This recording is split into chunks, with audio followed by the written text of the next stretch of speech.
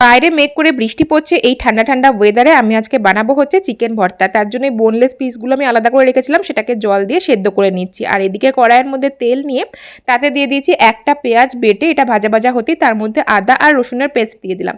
এখানে রসুনের পরিমাণটা আদার থেকে অবশ্যই বেশি হবে। তারপরে একটা টমেটোর পেস্ট দিয়ে তারপরে গ্যাসটাকে কমিয়ে বেশ ভালো করে কষালাম। এখানে গুঁড়ো মশলাগুলোও আমি অ্যাড করে নিয়েছি। আর এদিকে আমার মাংসটা সেদ্ধ হয়ে গেছিলো। আর যে মাংস সেদ্ধর জল সেটা কিন্তু আমি আলাদা করে রেখেছি, কারণ এই রান্নায় যা জল ইউজ করব সেটা ওই সেদ্ধ করার যে জলটা বেরিয়েছে সেটাই ইউজ করব। এখানে হচ্ছে সেদ্ধ করা এই চিকেনগুলোকে আমি হাতে করে ছাড়িয়ে ছাড়িয়ে এরকম করে নিয়েছিলাম। তোমরা চাইলে কাঁটা চামচ দিয়েও করতে পারো, তবে হাতে করে আমার মনে হয় বেশি তাড়াতাড়ি হয়ে গেছিলো।